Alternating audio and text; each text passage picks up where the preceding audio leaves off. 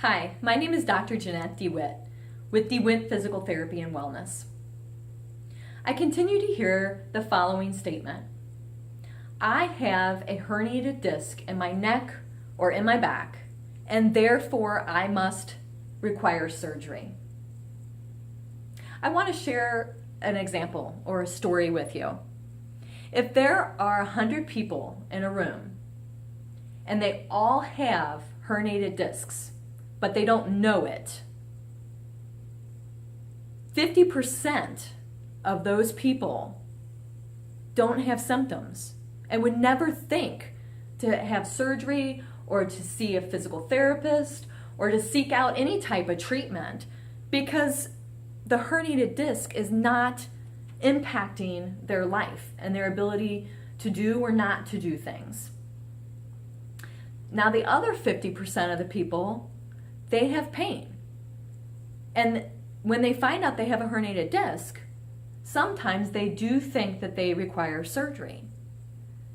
Except it's not always the case that they automatically will require surgery. For example, some of the symptoms that a person with a herniated disc may exhibit are numbness, tingling, pain, sharp shooting pain, or the feeling like their arm is going to sleep or their leg is going to sleep.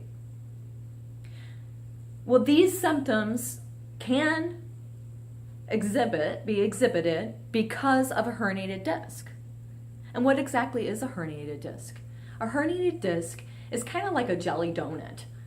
If the jelly in the donut starts to squeeze out, that is what your disc is doing in your spine. The gel-like material in the center of that firm substance starts to push out, and it can create inflammation. It can also start to pinch on nerves, and then that sends symptoms down your arm and down your leg. Sometimes though, that herniated disc, the jelly is pushing out, but it's not all the way out of the donut. And because some cases are like that, it doesn't really cause symptoms. The reason that somebody's having symptoms are due to something else. That something else causing the numbness, the tingling, the pain, the sharp shooting pain, or the feeling like the arm or the leg is going to sleep could actually be muscles that are really tight and pinching on the nerve. A perfect example of this is the gluteus minimus muscle. That muscle is in the buttock region. When there are trigger points in the gluteus minimus muscle, it will actually mimic sciatica. And a lot of people will relate sciatica to a herniated disc as being the root problem, when the actual cause of the problem is you have a tight muscle in your butt.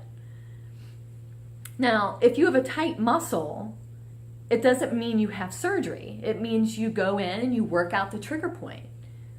And what exactly is a trigger point? A trigger point is when a muscle shortens. So if you have a muscle and its normal length is this, and it starts to shorten, this section here that is shortened has a trigger point in it, or can have a trigger point in it. And you have to have a physical intervention through medical massage, which is what I do with precision neuromuscular therapy. And I break that up and I help to restore the normal length of the muscle. If that is not restored, then when your muscle tries to shorten to do work and then lengthen to relax, it can't do it because that trigger point is in the way. So every time you try to do work, that trigger point shortens even more and it never restores back to its normal length unless there's intervention to break the trigger point up. That trigger point, if a nerve is passing through that trigger point, will pinch on the nerve. And the nerve does not like to be compressed or squeezed, and it does not like to be stretched. This is why sometimes people say, oh, when I stretch, it hurts and it makes my numbness, my tingling worse. So I don't want to do any stretches. Well, the reason is you potentially have a trigger point that when you try to stretch it out, you're actually trying to stretch the nerve too. And nerves don't like to be stretched and they don't like to be pinched. But once you release that trigger point, the symptoms can go away. That specific type of numbness and tingling or sciatic-like symptom would not require surgery. It just requires for that muscle to start to learn again to be at its normal length and to be stretched out without stretching the nerve, but allowing the nerve to glide alongside the muscle so that it can move the way you want those muscles to move and the way you want your leg to move. The piriformis muscle is also a butt region muscle, and it goes from your sacrum out to your hip bone or your femur bone at the greater trochanter, getting a little technical here.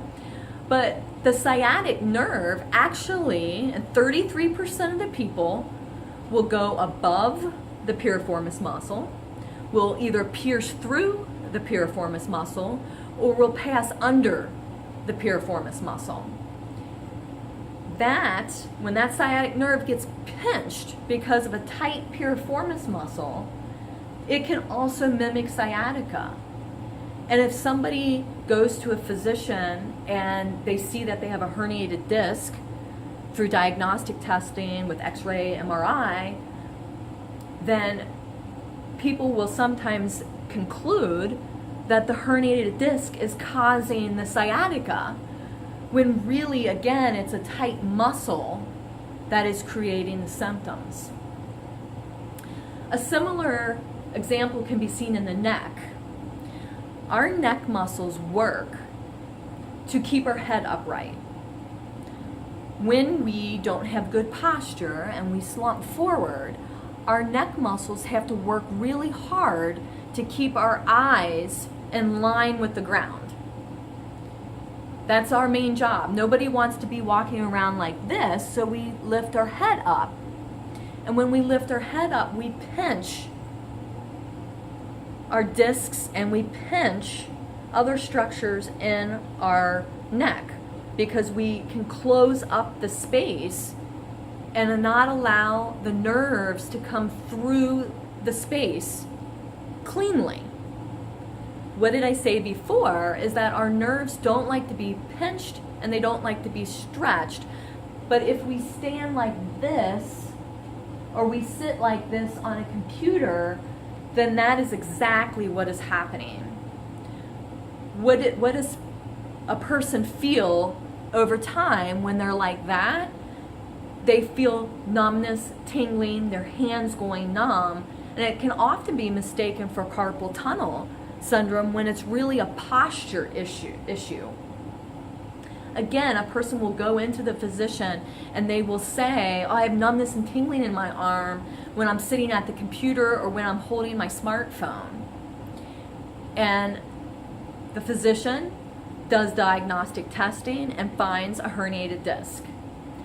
And they think that the herniated disc is the problem. And it could very well be the problem, but if we don't correct the posture and open up the space in the chest and open up and stretch these neck muscles in the front and strengthen the muscles in the back, even if the person has surgery, they're not going to correct the problem or the root cause of the problem that perhaps even caused the herniated disc, but also may be causing the numbness, tingling, sharp shooting pain down the arm, and the feeling of dropping items or the feeling of the arm going to sleep. So as you can see, there are many factors that can influence nerve-related pain, that numbness, tingling, sharp shooting pain, or the sensation of an arm or leg going to sleep.